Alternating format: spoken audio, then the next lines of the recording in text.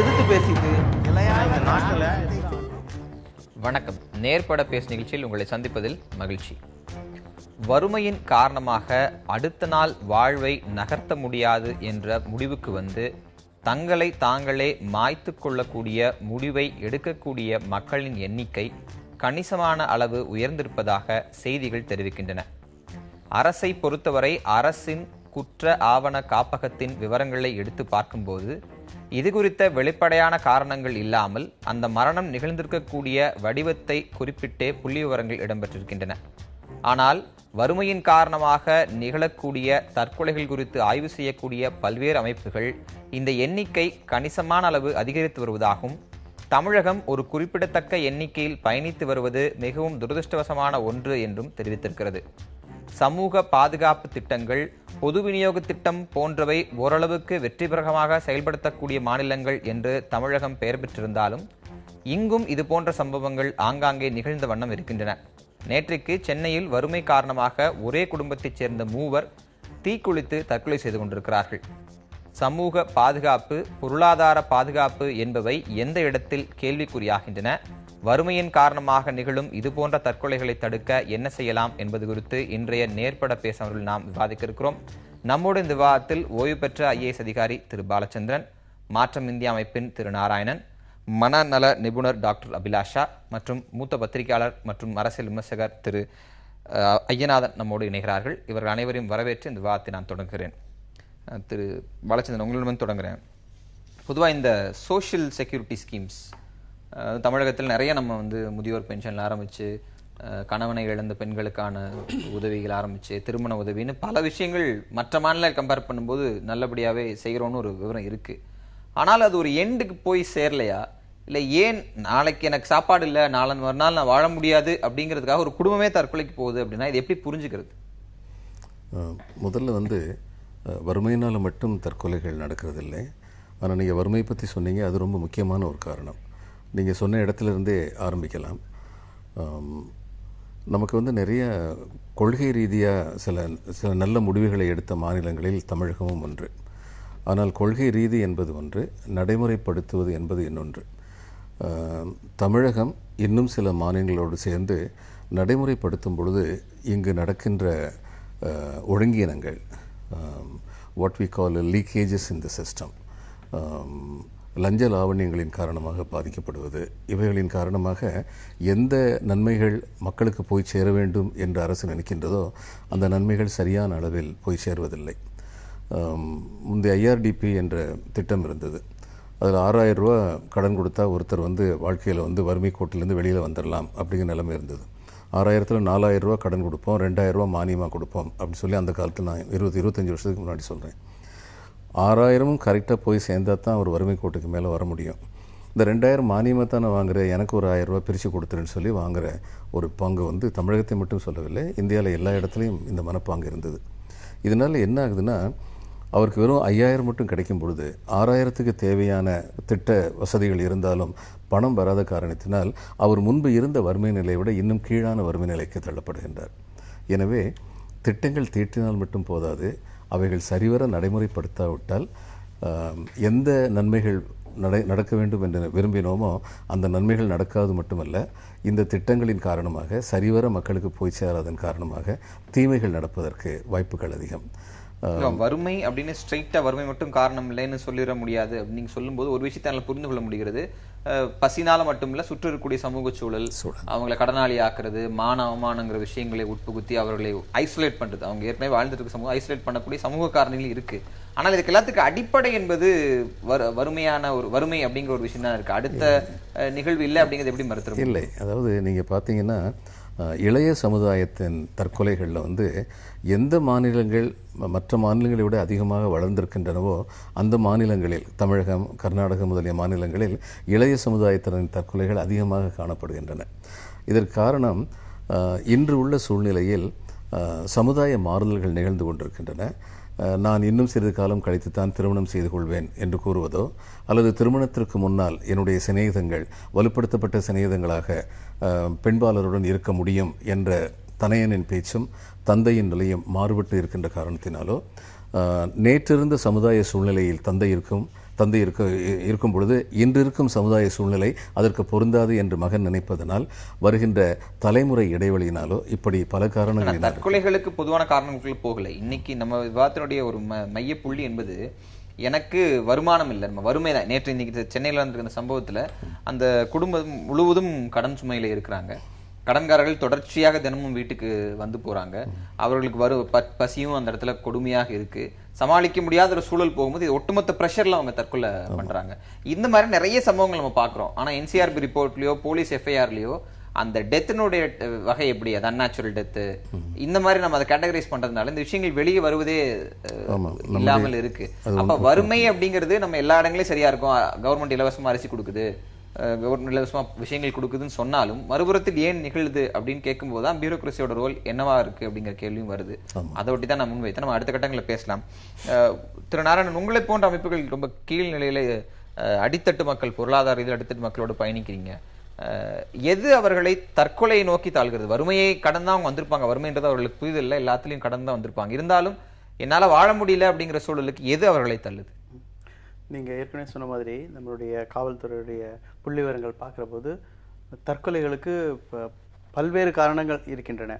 கடந்த காலங்களில் இருந்த காரணங்கள் போக இன்றைக்கு 21ஆம் நூற்றாண்டில் புதிய புதிய காரணங்கள்லாம் உருவாகி கொண்டிருக்கின்றன. வறுமை மக்களை தற்கொலைகளுக்கு தள்ளுகின்றதா என்றால் அது ஒரு கேள்விக்குரியது, டிஸ்பிட்டபிள். அது நம்ம உடனடியாக பதில் சொல்ல முடியாது. ஏன்னா புள்ளி விவரங்கள் எல்லாம் வறுமையினால தற்கொலைகளை தாண்டி மற்ற விஷயங்கள்னால தற்கொலைகள் தான் அதிகமாக இருக்கின்றன. நீங்கள் வறுமையினால தற்கொலைகள்னா பீகாரில், உத்தரப்பிரதேசத்தில் மிக அதிகமாக இருந்திருக்க வேண்டும். ஏன்னா தமிழ்நாட்டை விட மிக அதிகமாக வறுமையில் ஒரு நடைமுறை, பசியோடே பிறந்து பசியோடே வளரும் சமூகங்கள் ஏகப்பட்ட பேர் இருக்காங்க பீகாரில், உத்தரப்பிரதேஷ் போன்ற மாதிரி.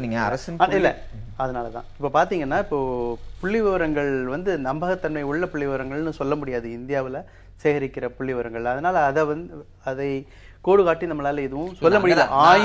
ஆயினும் நீங்க பார்த்தீர்கள் என்றால் தமிழ்நாடு, கேரளா போன்ற மாநிலங்கள், அதே மாதிரி பார்த்தீங்கன்னா நார்த் ஈஸ்ட், வடகிழக்கில் உள்ள மாநிலங்களில் பார்த்தீங்கன்னா 1 லட்சத்திற்கு எவ்வளவு பேர் தற்கொலைகள் செய்துக்கிறான்னு பார்த்தீங்கன்னா அது மிக அதிகமாக இருக்கின்ற ஒரு. இப்போ கேரளாவில் பார்த்தீங்கன்னா ஓரளவு சமத்துவம் இருக்கிற ஒரு மாநிலம் இருக்குது, ஓரளவு தன்னிறைவு இருக்கிறது, கல்வி அதிகமாக இருக்கிறது.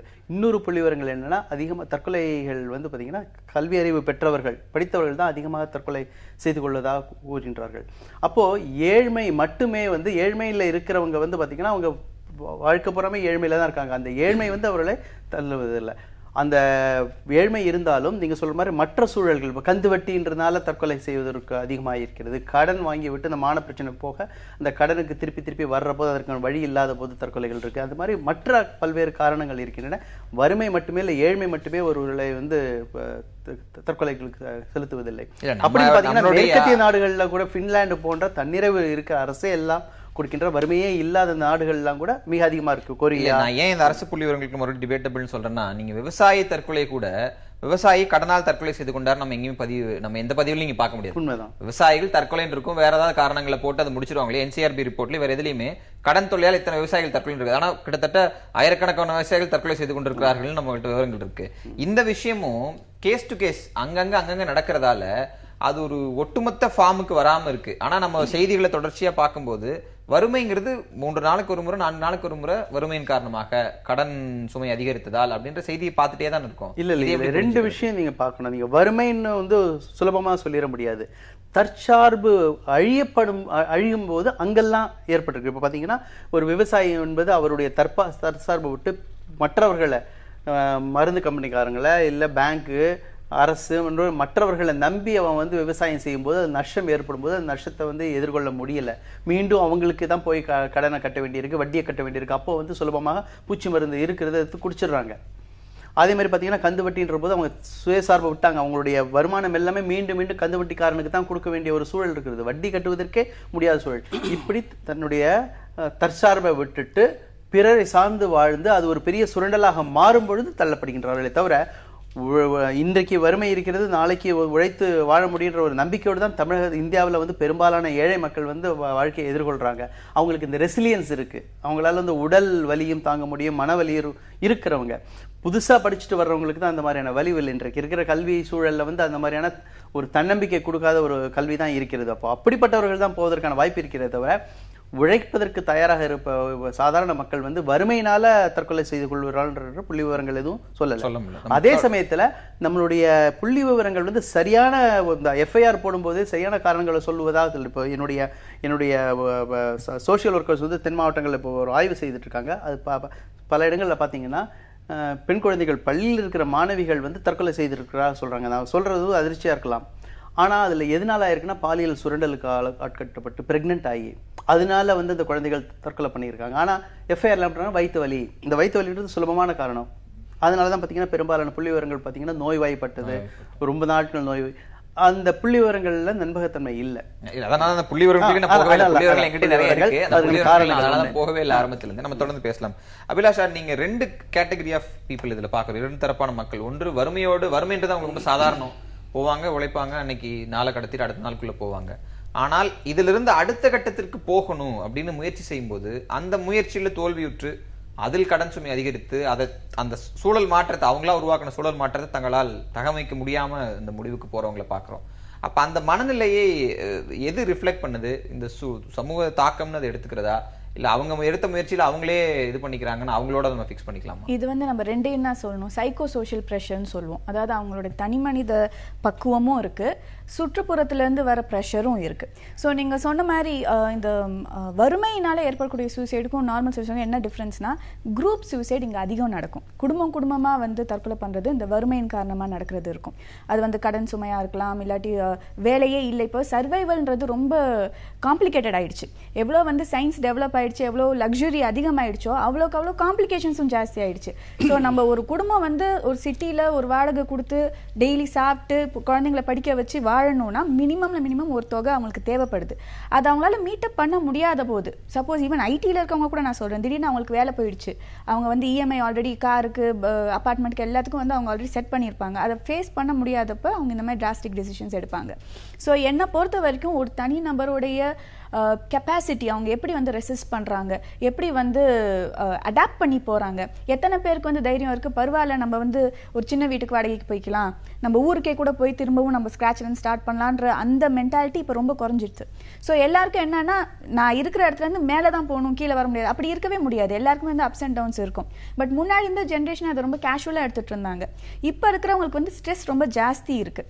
இன்ஃபேக்ட் நம்ம இது சைக்கோ சோஷியல்னு சொல்லும்போது சோஷியல் ஆஸ்பெக்ட்ஸ் பார்த்தீங்கன்னா குடும்பத்தோடைய அமைப்பு இருக்கு. ஸோ சப்போர்ட் ரொம்ப கம்மியாயிடுச்சு, சப்போர்ட் சிஸ்டமே இல்லை, எல்லாரும் தனியாகவே இயங்குற மாதிரி இருக்கு. அண்ட் ஒர்க் ப்ரெஷர் ஜாஸ்தி இருக்கு. அதனால அவங்க யோசிக்கும் போதே வந்து அவங்களுக்கே அவங்களால யோசிக்க முடியல, என்ன டிசிஷன் எடுக்கணும்னு தெரியல. அப்போ இம்பல்சிவா ஒரு டிசிஷன் எடுத்துடுறாங்க, இதுக்கு மேல முடியாது நம்ம முடிவு எடுத்துடலாம் அப்படின்னு. இதுல வந்து ரொம்ப பரிதாபத்திற்குரிய விஷயம் என்னன்னா, குழந்தைகள் அவங்களுடைய உயிரையும் சேர்த்து எடுக்கிற நிறைய குடும்பங்களை நம்ம பார்க்குறோம். அவங்களுக்கு வந்து எவ்வளோ கெப்பாசிட்டி இருக்கும், அவங்க எவ்வளோ ஸ்ட்ராங்கானவங்களா இருப்பாங்க, பட் அப்பா அம்மா எடுக்கிற டிசிஷனால அந்த குழந்தைகளும் பாதிக்கப்படுவாங்க. முன்னாடிலாம் கடன் இல்லையான்னு கேட்டிங்கன்னா நிச்சயமா அப்பவும் கடன் இருந்துச்சு. ஒரு 20 வருஷத்துக்கு முன்னாடியும் கடன்ற ஒரு விஷயம் இருந்துச்சு. நிறைய பேர் வந்து வேலை செய்யாமலே இருப்பாங்க, நிறைய வீட்டு தலைவர்கள் வந்து வேலைக்கே போகாமல் இருப்பாங்க, ஏதோ வச்சு சமாளிச்சுட்டு போயிட்டு இருப்பாங்க. அப்போ இருந்த அந்த வெளி உலகத்துல இருந்த பார்வையும் இப்போ இருக்கிற வெளி உலகத்துலேருந்து வர பார்வையும் மாறுபடுது. ஸோ நான் சொன்ன மாதிரி அந்த வெளியில இருந்து வர அந்த ஃபோர்ஸ் இருக்கு இல்லையா, நான் இந்த அளவு I have to keep up to my அந்த எக்ஸ்பெக்டேஷனை நான் வந்து வாழணும் அப்படின்றப்பதான் பிரச்சனை வருது. அந்த வேறுபாட்டை நீங்க ரொம்ப சரியா பின் பண்ணீங்கன்னு நினைக்கிறேன். வறுமைன்னு சொல்லுன்ற செய்திகள் எல்லாத்தையும் நம்ம எடுத்து பார்த்தா ஒரு 20-25 செய்தி இருக்கு. அது அத்தனையிலும் குடும்பத்தோட தான் தற்கொலை பண்ணிருக்காங்க. தந்தை ஒரு இடத்துல தற்கொலை பண்றாரு, தாயும் மகளும் தற்கொலை பண்றாங்க. நேற்று சம்பவத்துல கூட குடும்பம் 3 பேருமே தீக்குழி தற்கொலை பண்ணிருக்காங்க. அந்த இடத்துல அந்த முடிவை ஒருவர் எடுக்கிறாங்க, அந்த குடும்ப தலைமை எடுக்குது. ஏன் குடும்பத்தையும் சேர்த்து இதுக்குள்ள தள்ளணுன்ற அந்த முடிவுக்கு அவங்க ஏன் போறாங்க? இது வந்து அந்த நேரத்தில் அவங்களால டிசிஷன் எடுக்க முடியாது. ஸோ அவங்க என்ன பண்ணுறாங்க, சின்சியராக இப்போ அவங்க வந்து ரொம்ப இர்ரெஸ்பான்சிபிளாக இருந்தாங்கன்னு வச்சுக்கோங்களேன், குடும்பத்தை விட்டு ஓடிடுவாங்க. பட் அவங்க அந்த குடும்பத்தை காப்பாற்றணுன்ற அந்த பொறுப்பை எடுக்கிறனால நமக்கு அப்புறம் அந்த குடும்பம் கஷ்டப்படுமே, கடன்காரன் வந்து இவங்கள தானே கேள்வி கேட்பாங்க, இவங்களுடைய நிலைமை என்ன அப்படின்றப்ப அவங்களுக்கு அந்த நேரத்தில் சொல்யூஷன் தோன்றது, பேசாமல் நம்ம வந்து வாக் அவுட் பண்ணிடலாம், இதுலேருந்து நம்ம விட்டுடலாம் அப்படின்ற தோணும் போது அந்த நேரத்தில் வந்து ஒய்ஃபும் சரி குழந்தைங்க பாவம் நிறைய பேர் வந்து தற்கொலைனே தெரியாது, கொலை தான். அவங்களுக்கு தெரியாமலே கொடுத்துட்றது தான். பட் ஒய்ஃபோ இல்லை ஹஸ்பண்டோ ஏன் அதை ஒத்து போகிறாங்கன்னா, நமக்கு அதுக்கப்புறம் என்ன ஆக போகுதுன்னு பிளாக் அவுட் ஆயிடுறாங்க இல்லையா, அவங்களுக்கு என்ன பண்ணணும்னு தெரியாது, அதனால ஒத்து போயிடுறாங்க. ஆனால் அந்த நேரத்தில் கொஞ்சம் அவங்க வந்து ட்ரை பண்ணுவோம், நாளைக்கு ஒரு நாள் விட்டு பார்ப்போமே அப்படின்னு நினச்சாங்கன்னா நிச்சயமாக பண்ண மாட்டாங்க. ஏன்னா இது நாங்கள் ஸ்னோபால் இஃபெக்ட்னு சொல்லுவோம். இந்த ஸ்ட்ரெஸ்ஸு வந்து கொஞ்சம் கொஞ்சமாக சரி ஒரு நாள் எடுக்கிற முடிவே கிடையாது. அண்ட் முந்தின நாள் வந்து ஒரு சொந்தக்காரங்க வந்து பேசிட்டு போயிருப்பாங்க, என்ன உங்கள் குடும்பம் இவ்வளோ மோசமாக இருக்குன்னு. அடுத்த நாள் கடன்காரன் வந்து பேசிட்டு போயிருப்பான். அடுத்த நாள் வேற ஒரு விஷயம். இந்த மாதிரி எல்லாம் நடக்கும்போது ஒரு ஸ்டேஜில் வந்து எதுக்கு வாழணும் அப்படின்ற ஒரு எண்ணம் வரும். ஸோ இது வந்து ஓவர் நைட் வந்ததே இருக்காது. டிப்ரெஷனுக்குள்ளே அவங்க ரொம்ப நாள் இருந்திருப்பாங்க, ரொம்ப நாள் வந்து என்ன வாழ்க்கைதுன்னு சலிப்பு தட்டிகிட்டே இருந்திருக்கும். ஆனால் அந்த டிசிஷன் எடுக்கிறப்ப இம்பல்சிவாக எடுத்துருவாங்க, சரி நம்ம எடுத்துடலாம் போதும் அப்படின்றது வரும். நம்ம தொடர்ந்து பேசலாம். திரு ரங்கநாதன், உங்களை போன்ற மூத்த பத்திரிகையாளர், களத்தில் இருக்கக்கூடிய ஊடகங்களால் இந்த செய்திகளை நம்ம ரொம்ப ஃப்ரீக்வெண்ட்டாக பார்த்து இப்போல்லாம் வந்து அப்படியா அப்படிங்கிற லெவலில் இன்னைக்கு வந்துருக்கூடிய அடுத்த கட்ட பத்திரிகையாளர்கள் அதை பார்க்குறாங்க.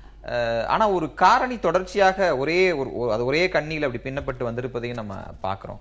இந்த சமூக சூழலையும் வறுமை காரணமாக நிகழக்கூடிய அந்த குடும்ப தற்கொலைகளையும் நீங்க எப்படி பாக்குறீங்க?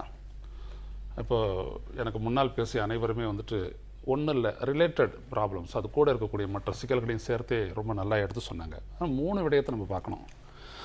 வறுமை அப்படின்ற ஒரு வறுமையில் உடலக்கூடிய ஒரு குடும்பம் அல்லது தனி மனிதன் அல்லது அந்த குடும்ப தலைவன் இப்படிப்பட்ட ஒரு முடிவுக்கு ஏன் வர்றான் அப்படின்னு வரும்போது பார்த்தீங்கன்னா, அந்த சைக்காலஜியில் வந்துட்டு சிந்தனை இருக்குது.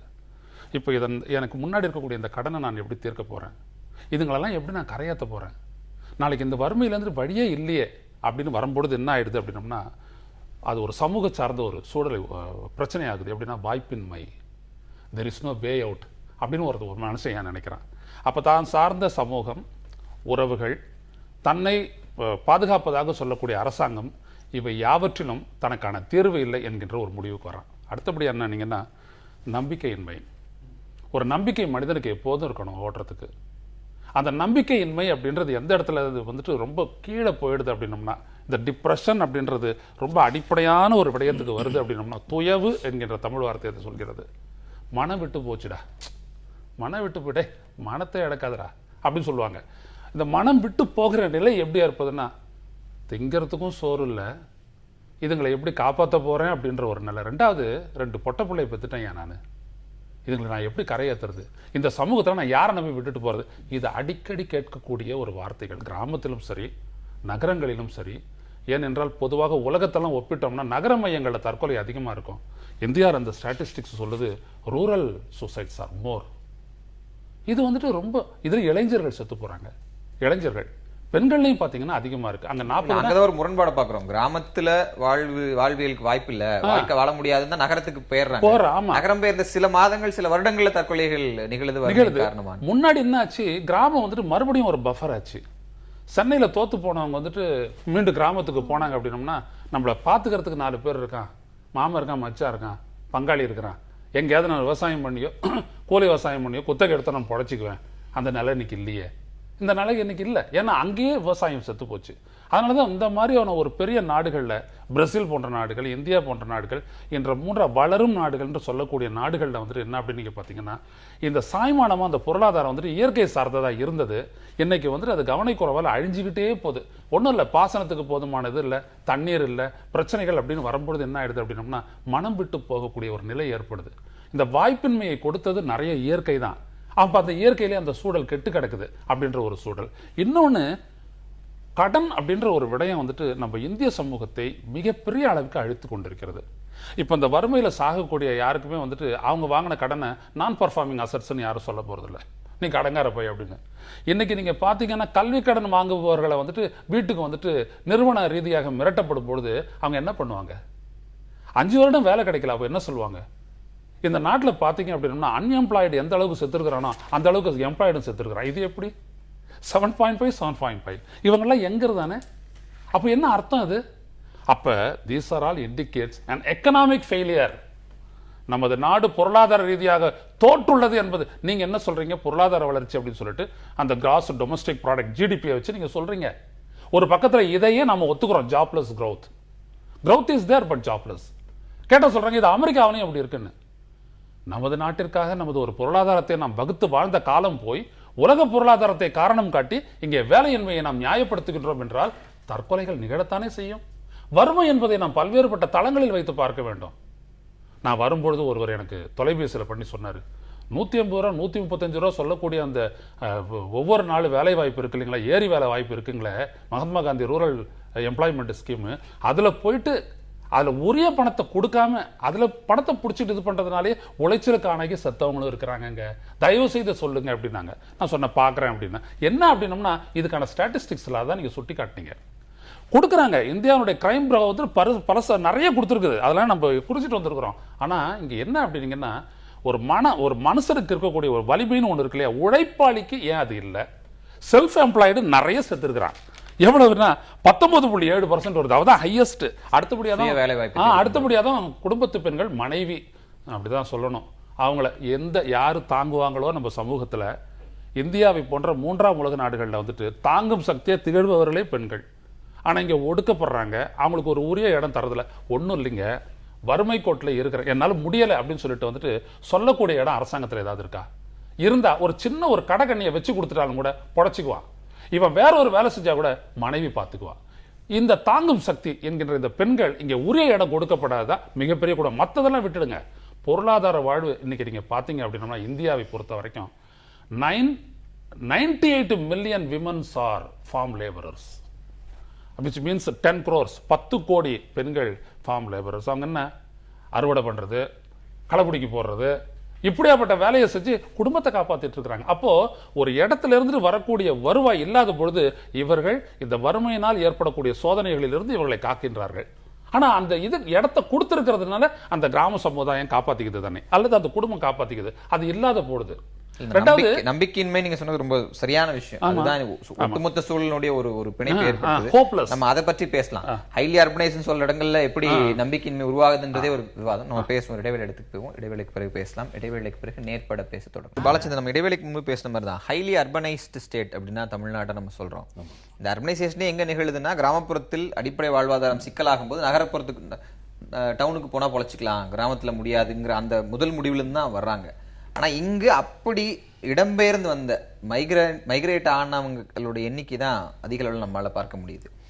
அப்ப நகர்ப்புறத்தில் சமூக பாதுகாப்பு என்பது இல்ல பொருளாதார உத்தரவாதம் என்பது எந்த அளவிற்கு இருக்குன்னு நினைக்கிறீங்க? அதாவதுங்க திரு நாராயணன், திரு ஐயனார் ரொம்ப சரியான சில பாயிண்ட்ஸ்களை கொடுத்தாங்க. ஏறக்குறைய 50 வருஷத்துக்கு முன்னாடி பாலின்றி பிள்ளை எழும், பட்டினியால் தாயெழுவாள், வேலையின்றி நாம் எழுவோம், தோழா வீடு முச்சூடு மழும் அப்படின்னு சொல்லி தோழர் ஜீவானந்தம் பாடினார். அந்த காலத்தில் இந்த தற்கொலைகள் நடக்கலை. 20 ஆண்டுகளுக்கு முன்னால் மேத்தா சொன்னார், இந்த நாட்டில் தான் பள்ளங்களை ஏமாற்றி விட்டு மேடுகளை நோக்கியே தண்ணீர் பாய்ந்து கொண்டிருக்கின்றதுன்னு. அது ஆரம்பித்த காலத்திலிருந்து தற்கொலை அதிகமாச்சு. ஒரு அரசுங்கிறது இன்றைக்கி எப்பயுமே அரசுங்கிறது அரசு எந்திரம் மட்டும் இல்லை, லெஜிஸ்லேச்சர், அரசு எந்திரம், ஜுடிஷியரி, இந்த 3 சேர்ந்தது தான் the state. The character of the Indian state is anti-poor. Today, the character of the Indian state is anti-vulnerables. அவங்க மிடில் கிளாஸாக இருந்தாலும் அவங்க வல்னரபிளாக இருந்தால் அவங்களுக்கு இந்த அரசு உதவி செய்யலைங்கிறது ரொம்ப கசப்பான ஒரு உண்மை. We go through the motions of law. We don't go through the process of law.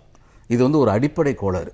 இவைகள் சரிப்படுத்த முடியாவிட்டால் நாம் எவ்வளவு பேசினாலும் அரசு எந்திரம், அரசு என்கிற அந்த மொத்த அமைப்பு ஏழைகளின் நலன் சார்ந்ததாக, மெலிந்தவர்களின் நலன் சார்ந்ததாக இல்லாமல் இருந்தால் இத்தகைய தற்கொலைகள் இன்னும் அதிகரிக்கத்தான் செய்யும். சமுதாய பாதுகாப்பு இல்லை என்பது மட்டுமல்ல, சமுதாயத்தின் ஒரு அங்கமாக இந்த நாட்டின் மெலிந்தவர்கள் தங்களை கருதக்கூடிய ஒரு சூழ்நிலை இன்று இந்த நாட்டில் இல்லை. எனவே அடிப்படை மாறுதல்கள் தேவை. அது ரொம்ப முக்கியமான விஷயம். Annihilation of poor, Thirunarayan, annihilation of the poor, annihilation of vulnerables, அவர்களை அந்நியப்படுத்துதல், அவர்களெல்லாம் அழித்தொழித்தல்ங்கிறதுக்குள்ளே போய் ஐசோலேட் பண்ணுறது, இல்லைனா அழித்தொழித்தல்ங்கிறதுக்குள்ளே இந்த சமூகம் போகுதான்னு நிறைய கட்டுரைகள் எழுதுகிறாங்க. நம்ம தொடர்ச்சியாக படித்து கொண்டே இருக்கிறோம். இந்த ஐசோலேஷனும் ஒரு வகையாக அவர்களை தற்கொலை, நம்மளை தனித்துட்டாங்க, நம்ம பிறர் போல் வாழ முடியாமல் சூழலுக்கு போயிட்டோமோ அப்படிங்கும்போது கூடுதல் ப்ரெஷர்லாம் அவங்களை இன்னும் அதிகமாக அந்த முடிவுக்கு தள்ளுதுன்றதை பார்க்குறோம்.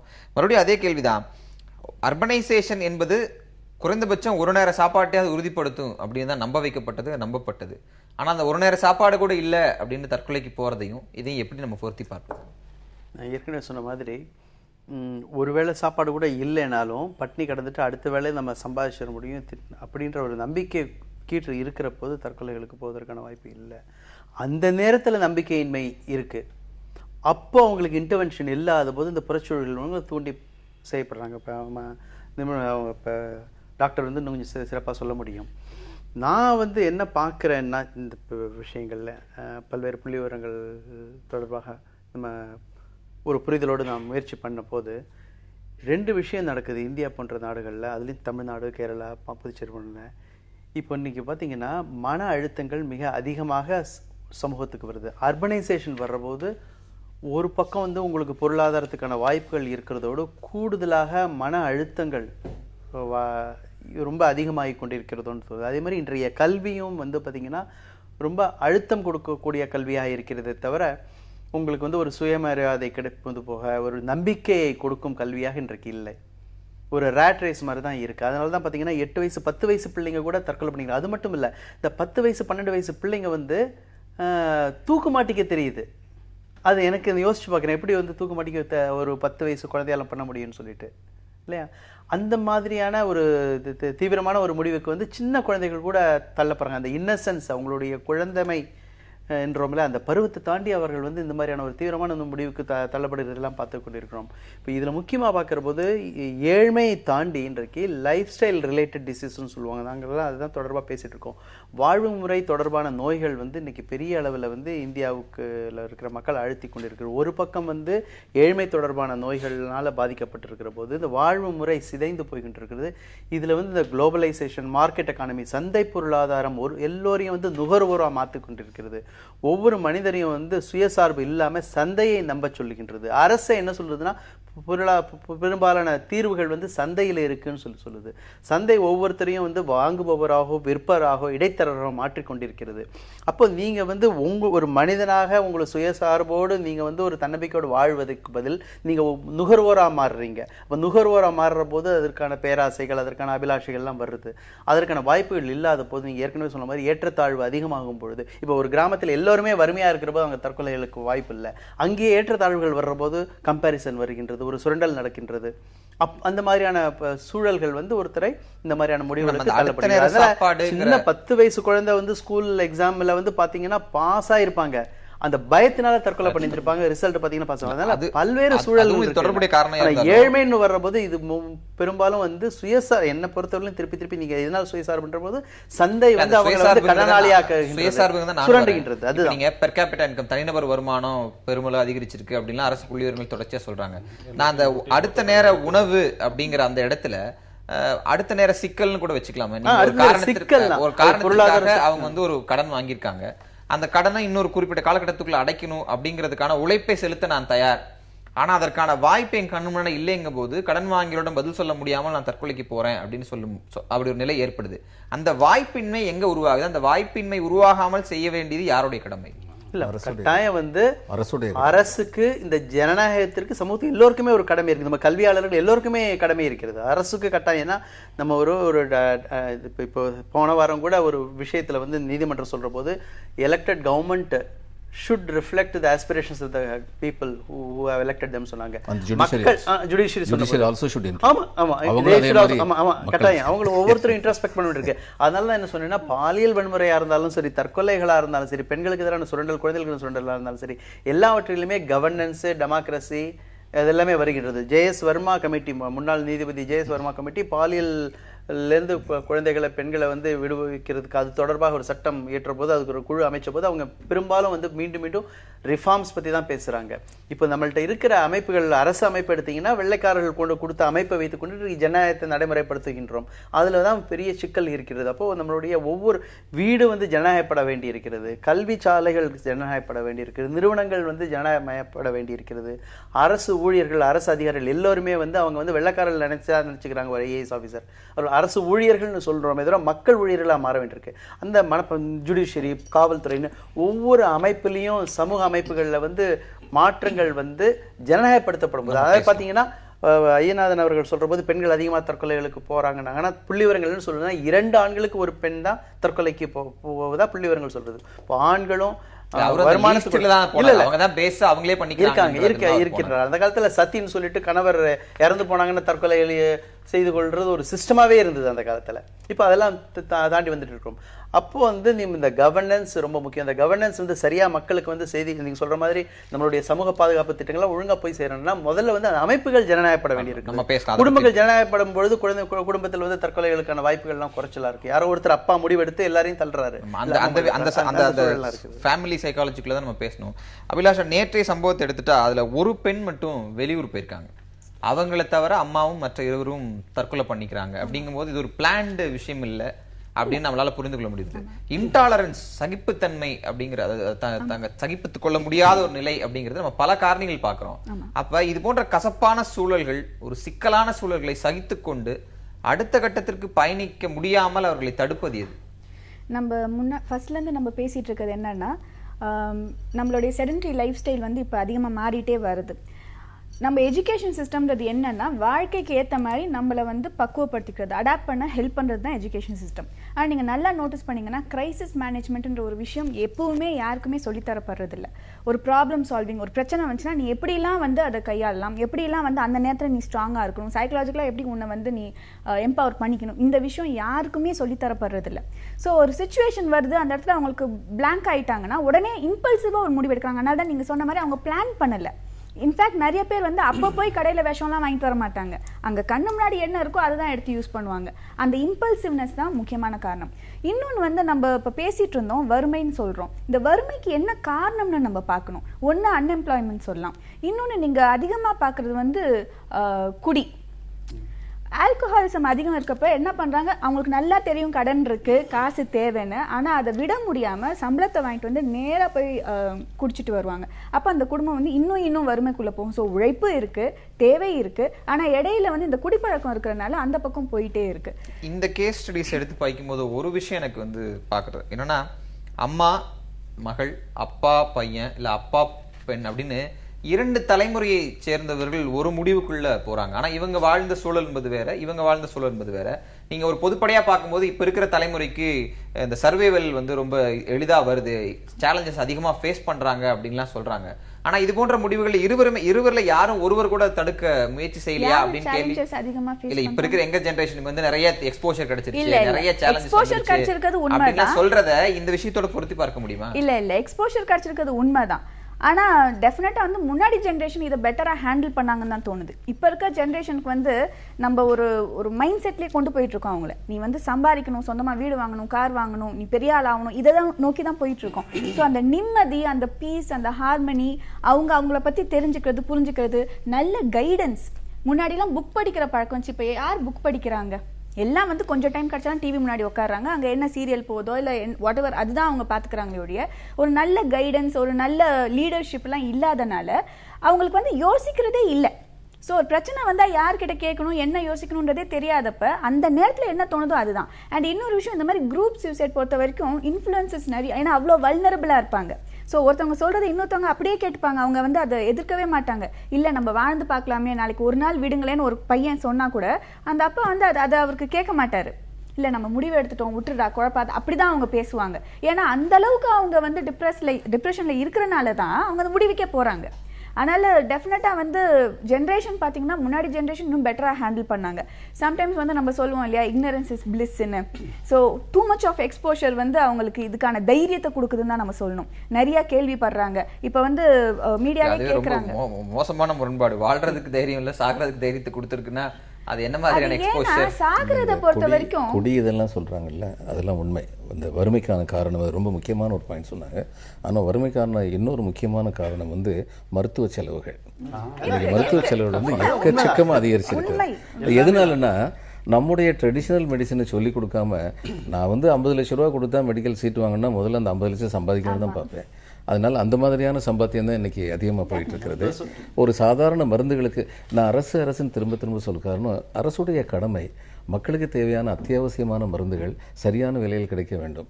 ஒரு காலத்தில் வந்து இந்த தமிழ்நாட்டில் 9 வருஷம் முதலமைச்சராக இருந்த ஒருத்தர், அவருக்கு வந்து ஒரு துப்பாக்கி சூடு நிகழ்வு நடந்தது கொஞ்ச நாளைக்கு முன்னாடி 1967. அவர் எந்த ப்ரைவேட் ஹாஸ்பிட்டலும் போல, ராயப்பேட்டை மருத்துவ நிலையத்தில் தான் அவரை வந்து வச்சு குணப்படுத்தினாங்க, சிகிச்சை அளித்தாங்க. இன்றைக்கி எந்த கவர்மெண்ட் ஹாஸ்பிட்டல் வந்து அது மாதிரி ஏழைங்களுக்கு வந்து நல்ல முறையில் சிகிச்சை அளிக்கிற மாதிரி இருக்குது. என்று அரசு தன்னுடைய கடமையிலிருந்து தவறுகின்றதோ, என்று சரியான நெறிப்படுத்துதல் செய்யாமல் அரசு இருக்கின்றதோ, அப்பொழுது அதுதான் அடிப்படை காரணம். அதிலிருந்து எல்லா கோளாறுமே வந்து ஆரம்பிக்கிறது. பார்த்தீங்கன்னா குறிப்பாக சொல்கிற மாதிரி கல்வி மருத்துவம் இரண்டும் தனியார் மயமாகி அரசு கொடுக்க வேண்டிய விஷயங்களுக்கு வந்து கொடுக்குற போது அது ரொம்ப வந்து மிக அதிகமாக வேலை கொடுக்க வேண்டியிருக்கு. கல்விக்கும் மருத்துவத்துக்கும் கல்யாணம் பண்ணுற போது இது எல்லாத்துக்கும் திட்டமிட வேண்டியிருக்கு. வயத்தில் குழந்தை கல்யாணத்துக்கு அப்புறமே இப்போ ரிசர்வ் பண்ணுறாங்க எல்கேஜி சீட், அந்த மாதிரி ஆகிவிட்டது. இதையும் தாண்டி இன்னும் வந்து பார்த்தீங்கன்னா வரதட்சணை கொடுமைன்னு சொல்கிறோம். அன்னைக்கு வந்து வரதட்சணை ஒரு மாதிரி இருந்தது. இன்னைக்கு சாதாரண குடும்பத்தில் கூட ஒரு கல்யாணம் பண்ணணும்னா பல லட்ச ரூபாய் செலவு பண்ணுறது. நீங்கள் சொல்கிறீங்கல்ல அடுத்த வேளை சாப்பாட்டுக்கு இல்லைன்னு, அந்த மாதிரி ஒரு தலித்து குடும்பமாக எடுத்தாலும் சில சாதாரண கிராமத்தில் கூட ஆடம்பரமான கல்யாணம் நடுத்தர வர்க்கத்தை பார்த்து அவங்களும் காப்பி அடிச்சு பண்ண வேண்டிய அது சந்தை தான் அவங்களை தள்ளுது. மியூசிக் செட்டில் அமைச்சு ஒரு வந்து சாதாரண ஆள் கூட ஒரு லட்ச ரூபாய் கொடுத்து பைக் வாங்கி கொடுக்க வேண்டியிருக்கு வரதட்சணை, இல்லை கார் வாங்கி கொடுக்குறது சர்வசாதாரணம் ஆயிடுச்சு. அப்போ எந்த நிலைமையில வந்து ஒரு பெண்ணை பெற்றவர் வந்து கடனை வாங்கி கொடுத்துட்டு அதற்கப்புறம் அந்த குடும்பம் நிம்மதியாக இருக்குமா, அந்த கல்யாணம் பண்ணி கொடுத்த நம்மளுடைய மகள் வந்து சந்தோஷமா இருப்பாங்களான்ற ஒரு நிலையை இப்போ பாழுங்கணத்தில் தள்ளுறோமா கல்யாணம் பண்றோமான்ற அளவுக்கு இன்னைக்கு சமூகத்தில் வந்து சிக்கல்கள் உருவாகிவிட்டது. ஆஸ் அ சைக்காலஜிஸ்ட் நீங்க என்ன கேட்டிங்கன்னா, இந்த சூசைட் வந்து நிறைய சைக்கலாஜிக்கல் இன்ஃப்ளூயன்ஸில் வர்றது தான். பேஸ் வந்து உங்களுக்கு அங்கே தான் வருது. இன்றைக்கும் அந்த அவேர்னஸ் இல்லைன்றதை நம்ம ஒத்துக்கிட்டு தான் ஆகணும். நிறைய பேருக்கு டிப்ரெஷனாக என்னன்னே தெரியாது. டிப்ரெஷனில் இருக்கவங்க எப்படி நடந்துக்குவாங்க, அவங்களுக்கு என்ன இமீடியட்டாக நம்ம பண்ணணும், ஒன்று அவங்களை ட்ரீட்மெண்ட்டுக்கு அனுப்பணுமா, கூப்பிட்டு போகணுமா, சொல்லணுமா. இன்ஃபேக்ட் வந்து ஆன்டியாக தான் என்ன நடந்துட்டுருக்கு. டிப்ரெஷனாக எல்லாம் பயப்படுறாங்க ஒத்துக்கிறதுக்கு. எங்கே நம்மளை பைத்தியம் சொல்லிடுவாங்களோ, நம்மளை ஒதுக்கி வச்சிருவாங்களோன்ற பயம் இன்றைக்கும் நம்ம சமுதாயத்தில் இருக்குது, படித்தவங்க மத்தியிலையும் இருக்குது. அப்படி இருக்கப்போ முதல்ல நம்ம செய்ய வேண்டியது சூசைடுக்கு வந்து ஆரம்பம் எப்பவுமே வந்து டிப்ரெஷன் தான். அங்கேருந்து அது வளர்ந்து படர்ந்து தான் வந்து சூசைடுக்கு வரும். ஸோ அதை முதலே நம்ம கண்டுபிடிச்சி ட்ரீட் பண்ணிட்டோம்னா டெஃபினட்டாக வந்து சூசைடை பல மடங்கு நம்ம குறைக்க முடியும். ஒரு படிநிலை இருக்குல்ல, நீங்க கீழ் நடுத்தர வர்க்கம் ஏழைகள், இப்படி இது போன்ற விஷயங்கள் யாரை அதிகம் பாதிக்கின்றன அப்படின்னு உங்களுடைய அனுபவத்துல நீங்க பாக்குறீங்க? நல்லா நீங்க பாருங்களேன். நம்ம ஒரு உதாரணத்தை நம்ம பேசிடுவோம். மாரியப்பன் வந்துட்டு தங்கப்பதக்கம் வென்ற உடனேயே எல்லாரும் பிரமிச்சாங்க, நானும் பிரமிச்சேன். 1.89 அப்படின்னு ஒத்த காலை வந்துட்டு ப்ரெஸ் பண்ணி தாண்டது அப்படின்றதெல்லாம் not possible. Having being high jumper myself. அவர் 1.93 வரைக்கும் தாண்டுவாருன்னு அவருடைய ஆசிரியர் ராஜேந்திரன் சொல்றாரு. 3 பிள்ளைங்க, இளமையில அவங்க அப்பா செத்துட்டாரு. அந்த அம்மா மட்டும் இந்த மாதிரி அப்பா வந்து அவங்களை விட்டுட்டு போயிடுறாரு. Right, I miss right. அந்த சாவை விட கொடுமை இல்ல, அவங்க அப்பா மேல கடுமையான அதிருப்தியில இருந்து அந்த விஷயங்களும் ஏற்கனவே செய்தி போச்சு. இல்ல நாங்க போல ஒரு அந்த அம்மா உடைச்சு கிடச்சி அந்த செங்கல் சூழலெல்லாம் வேலை பார்த்து அவர் கொண்டாந்துருக்குறாங்க. இந்த பையன் பாருங்களேன், வேடிக்கை பார்த்து அதை செய்யணும்ட்டு எல்லாரும் போனதுக்கப்புறம் ப்ராக்டிஸ் பண்ணியிருக்கிறாரு. இப்போ இது என்னது? It is a psychology. இது ஒரு மனம். இதை வந்துட்டு இந்த மனசுள்ள ஒருத்தனை வந்துட்டு யார் கண்டுபிடிச்சாரு அப்படின்னோம்னா ஒரு ஆசிரியர் கண்டுபிடிக்கிறார். அந்த காலத்துக்கும் இந்த காலத்துக்கும் பெருத்த ஒரு வேறுபாடு இருக்குது அப்படின்னு சொல்லிட்டு நம்ம ஐயா சொன்னாங்களே, ஆசிரியர் தான் அந்த வேறுபாடு. குடும்பம் என்னைக்காச்சும் ஒரு ஸ்ட்ரெஸ்ல இருக்கும், ஏதாவது ஒரு அழுத்தத்தில் இருந்துகிட்டு தான் இருக்கும். ஆனால் ஆசிரியர்கள் அன்னைக்கு வந்துட்டு அந்த மாதிரி இருந்தாங்க. ஒன்று இப்போ பார்த்தீங்க அப்படின்னோம்னா ஆசிரியர்கள் வந்துட்டு பார்த்தீங்கன்னா அவரும் ஒரு ப்ரொஃபஷனலாக இருக்காரு, ஒரு கைடாக இல்லை. ஒரு கைடு அப்படின்ற ஒரு இடம் வேற, இது வேற. இன்னொன்று, இந்த நாட்டில் மட்டும்தான் நீங்கள் பார்த்தீங்க அப்படின்னோம்னா ஏன் நம்ம கல்வியையும் மருத்துவத்தையும் வந்துட்டு பொதுவில் வைக்கணும், அது எல்லாருக்கும் ஆக்சசபிளாக இருக்கணும் அப்படின்னு நம்ம சொல்கிறோம் அப்படின்னோம்னா ஒரு 45,000 பேர் தற்கொலை பண்ணிக்கிட்டாங்கன்னு எடுத்துக்கிட்டோம்னா அதில் வந்துட்டு கணக்குப்படி பார்த்தீங்கன்னா 15,000 பேர் illness, mental illness, prolonged illness, 3 செத்து போயிருக்காங்க, தற்கொலை பண்ணியிருக்காங்க. இது எப்படி நீங்கள் ஜஸ்டிஃபை பண்ணீங்க? 30% வருதே. அப்போ என்ன அப்படின்னோம்னா நம்ம எப்படி வாடணும் அப்படின்ற ஒரு இடத்துலையும் வி ஆர் லேக்கிங், நம்ம பின்தங்கி இருக்கிறோம். இன்னொரு இடம் என்ன அப்படின்னோம்னா, ஏன்னா சுயநலம் பார்ப்பட்ட வாழ்க்கையாக போயிடுச்சு. அன்னைக்கு வந்துட்டு நம்ம சாஞ்சிக்கிறதுக்கு வந்து ஒரு கூட்டு குடும்பம் இருந்தது, இன்னைக்கு அது இல்லை. மக்கள் வந்துட்டு நகர வாழ்க்கைக்கு வரும்பொழுது அவங்க தனித்து விடப்படுகிறார்கள். அங்கே என்ன சொல்ல, புத்திய பேதலிக்க விடாதவே அப்படின்வான். அது சொல்றதுக்கு 4 மச்சான் இருந்தான், 4 பேர் பெரிய பஞ்சத்தப்ப இருந்தான், எல்லாம் இருந்தான். இங்கே வந்துட்ட உடனே அவனோட உறவை பிச்சுக்கிட்ட உடனே என்ன ஆயிடுச்சு அப்படின்னோம்னா ஒவ்வொன்றுத்துக்கும் என்ன பேச முடியும், அந்த மாதிரி ஒரு நிலை ஒன்று ஏற்பட்டு போச்சு.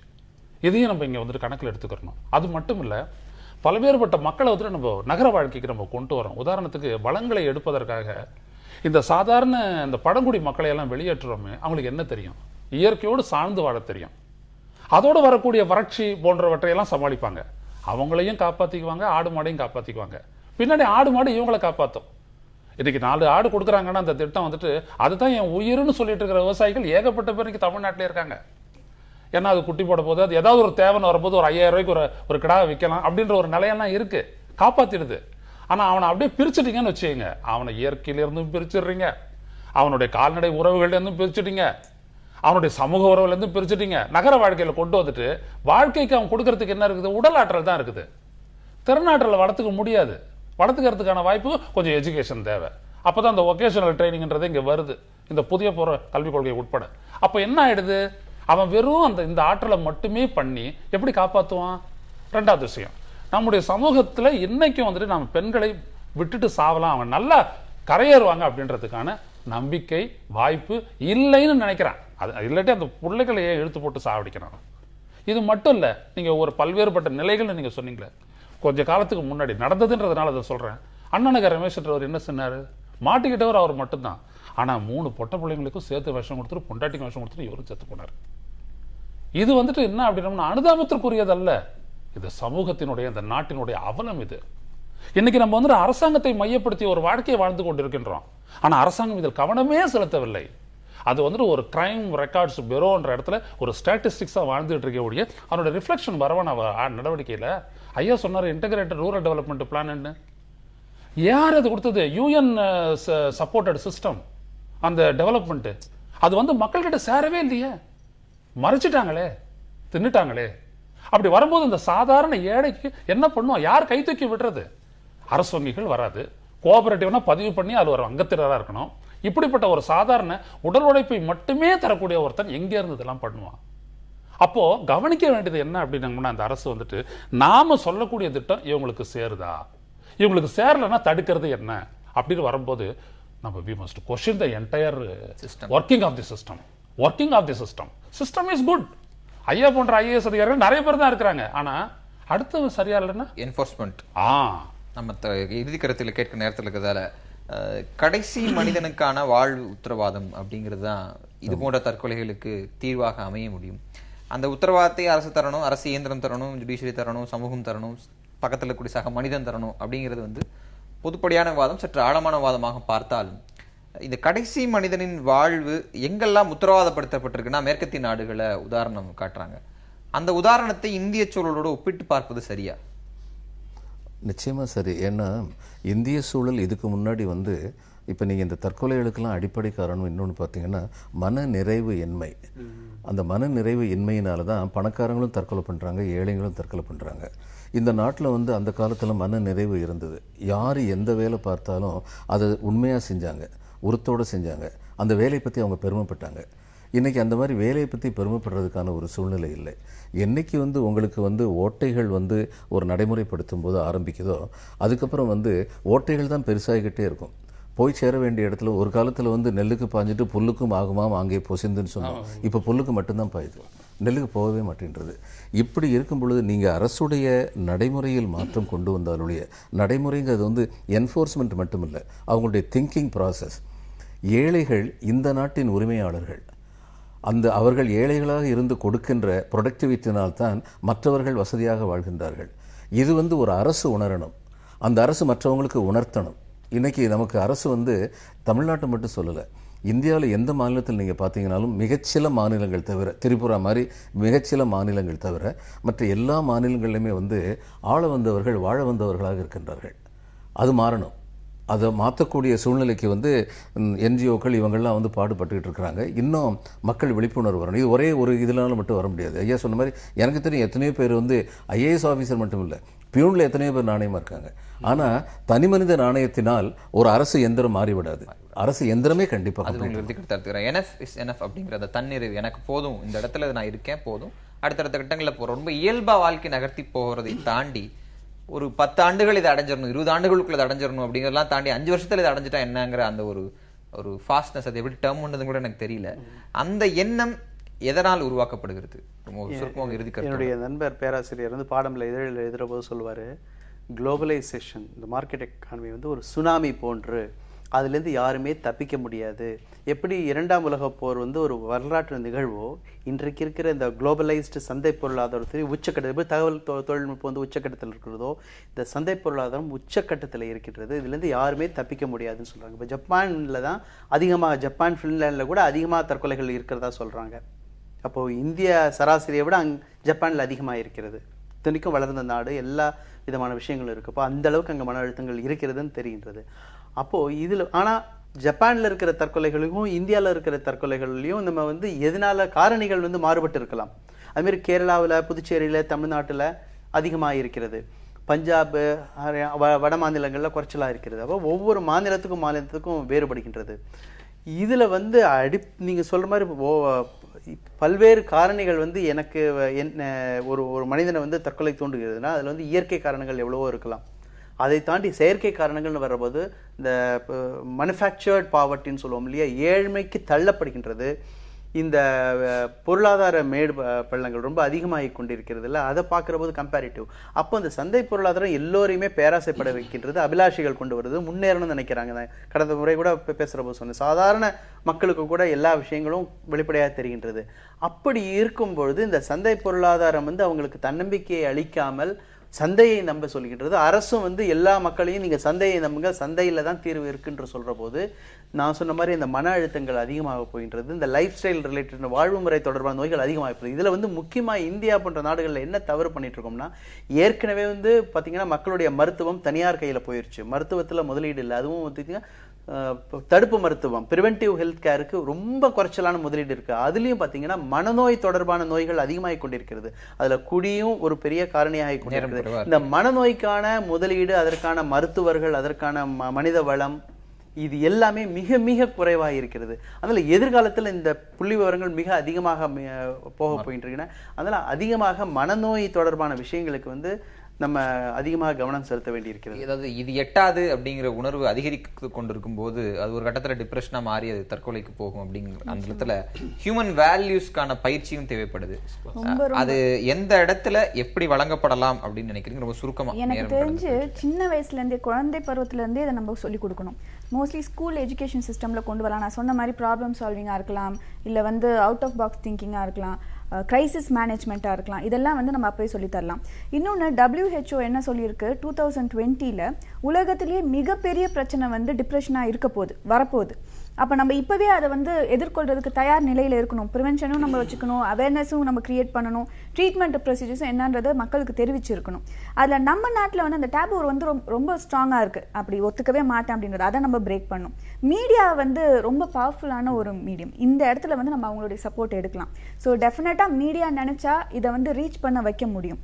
இன்னொன்று, நம்ம தற்கொலைன்னு திருப்பி சொல்கிறோம். உலக அளவில் இளைஞர்கள் மத்தியில் அதிகமாக தற்கொலை நடக்கிறது சதர்ன் பார்ட் ஆஃப் இந்தியாவில் அப்படின்னு லேண்ட்செட்டில் சொல்லியிருக்காங்க. இது வந்து ரொம்ப அதிர்ச்சியான ஒரு விஷயம், வேதனையான விஷயம். ஏன்னா நம்ம நாட்டில் வந்து ஹியூமன் ரிசோர்ஸ் வந்து ரொம்ப ரிச்சான ஒரு நாடு. அதில் சர்வசாதாரணமாக விபத்துகள் ஒரு பக்கம் நடக்குது, இல்னஸ் ஒரு பக்கம் நடக்குது. இதை நம்ம கண்ட்ரோல் பண்ண முடியாது. ஆனால் தானாக உயிரை வந்து மாய்ச்சிக்கிறதுன்றது ரொம்ப கொடுமையான ஒரு விஷயம். அண்ட் இன்னொரு விஷயம், தற்கொலை வந்து ஜெனட்டிக்காகவும் போகிறதுக்கான வாய்ப்புகள் இருக்குது சயின்டிஃபிக்காக. ஸோ ஒருவேளை குடும்பத்தில் யாருக்கும் இருந்துச்சுன்னா அவங்க அதை வந்து சரி பண்ணிக்க வேண்டிய ஒரு வேல்யூ சிஸ்டம்னு சொல்லிட்டீங்க. அது ஒரு தனி விவாதத்துக்குரியது. இந்த வேல்யூ சிஸ்டம்னு ஒன்று மனித வாழ்க்கையில் நுழையும் போது தான் சிவிலைசேஷன் தெரிஞ்சு எல்லாமே போய்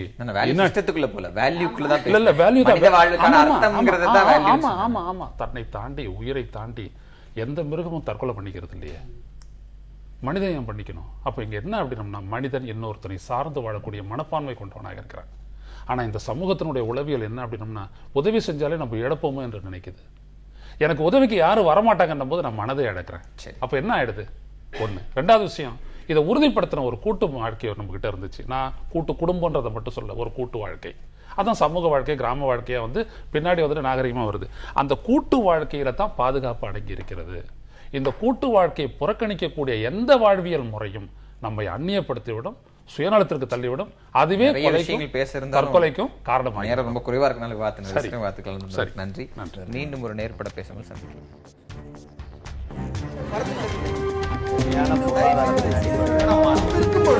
எதிர்த்து பேசிட்டு